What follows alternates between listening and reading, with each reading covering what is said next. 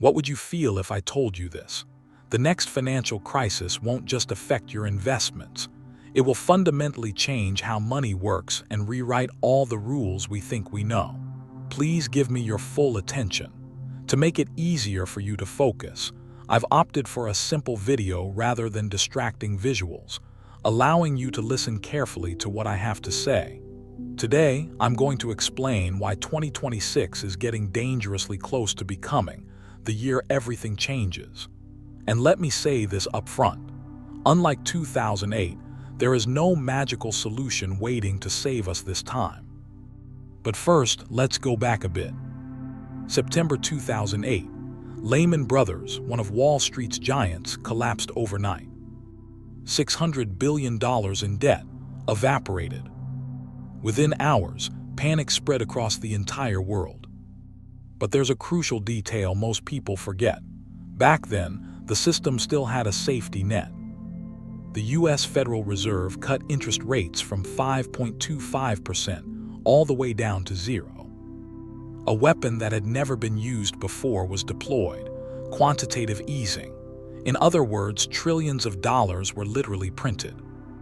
On top of that came a $700 billion bank bailout. And yes, it worked. By 2010, markets were recovering, jobs came back, the American economy rebuilt itself. But here was the real problem. We didn't fix anything, we just postponed it, and now we've reached the end of that road. Now I'm going to show you some unsettling numbers.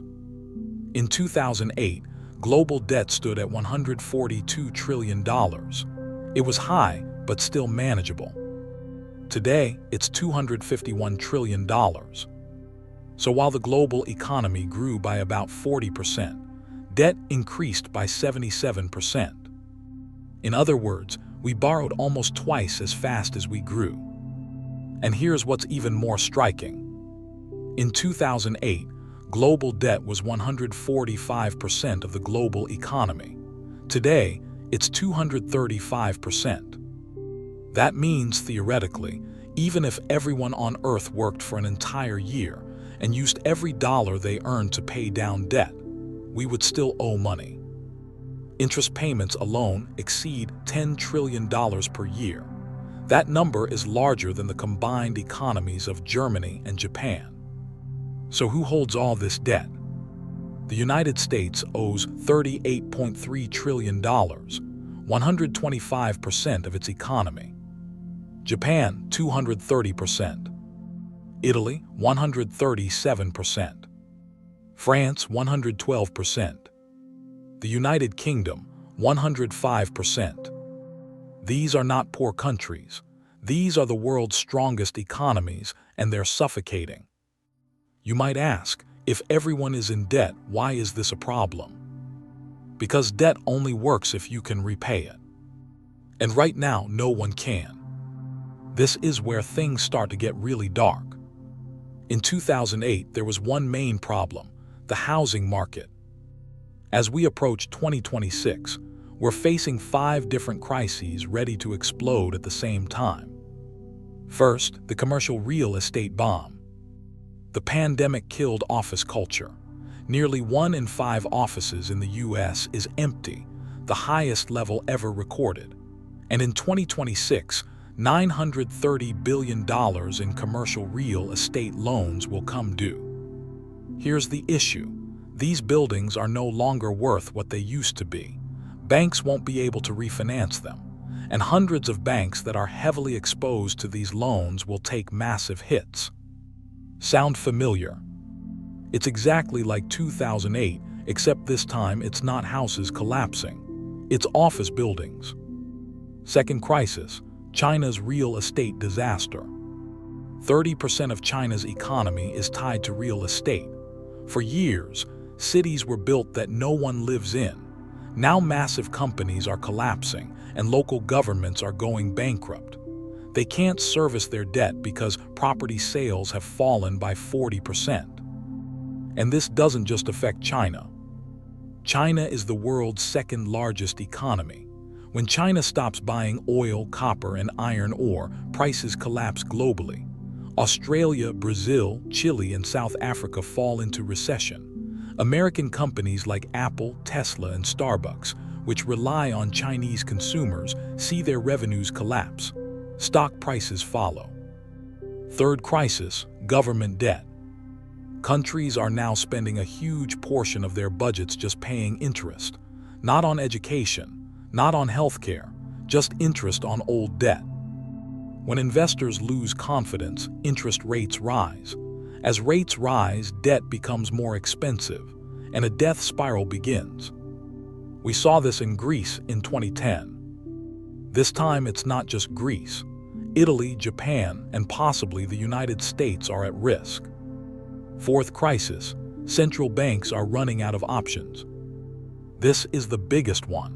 This is what makes 2026 fundamentally different from 2008.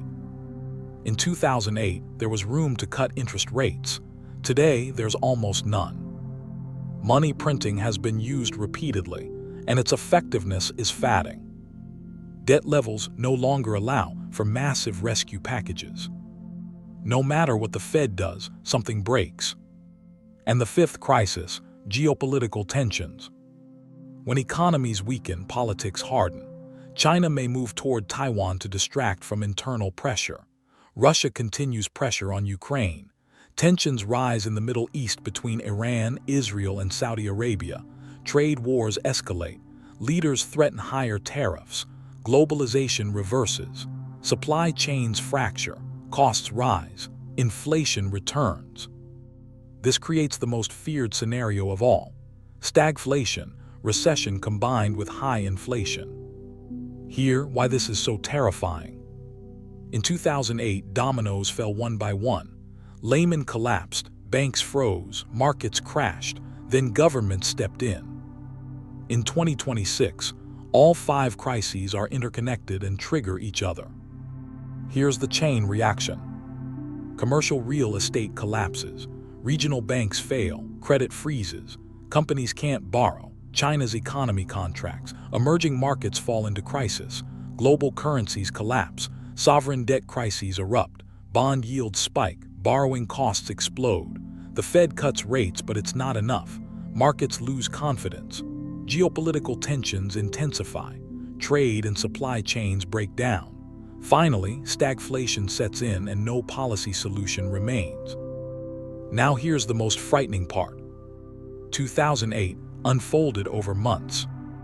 The next crisis could unfold in days, even hours. Because now, everyone can rush for the exit at the same time using their phones. Silicon Valley Bank collapsed like this. In just 24 hours, customers withdrew $42 billion from their caches. Now we're facing 3 possible scenarios. Scenario 1, soft landing, a slow but painful crisis. The Fed walks a perfect tightrope. Commercial real estate losses are contained. China stabilizes through massive stimulus. Markets correct instead of crashing. The recession is shallow. By late 2027, growth returns. Painful but survivable. Scenario 2, a rolling crisis. In the second quarter of 2026, a major regional bank fails. Slow-moving bank runs begin. China's real estate crisis deepens. More defaults and bankrupt local governments appear. The Fed cuts rates by about 150 basis points, but it's not enough. The U.S. enters recession in the second half of 2026. Markets fall 25–35%. Unemployment rises to 7%. Not the end of the world, but extremely painful. Recovery takes 2–3 years, and everyone knows the next crisis will be worse. Scenario 3, systemic collapse. The worst-case scenario, multiple triggers hit at once. Major banks fail. China announces a hard landing, commodities crash, emerging market contagion spreads to Europe. The Fed cuts rates to 0 and announces unlimited quantitative easing. But bond markets revolt. Rates rise anyway. The dollar weakens. Inflation returns as the economy collapses. Markets fall 45–55%. Unemployment reaches 10%. Social unrest begins. Political chaos erupts. Stabilization takes more than 5 years. The American century ends. Don't panic and sell everything. History shows that economies recover, markets recover, and people adapt. We survived the Great Depression. We survived 2008. We will survive 2026, but it will hurt, it will be scary, and it will permanently change the financial system. We're not here to spread fear, we're here to prepare. Know the indicators you need to track. Build an emergency fund. Avoid excessive risk. And most importantly, stay informed. Because when the storm arrives, it's too late to fix the roof. If there's another finance topic you want to learn about, check out my channel or leave a comment. You're in the right place. Don't forget to join us and like the video.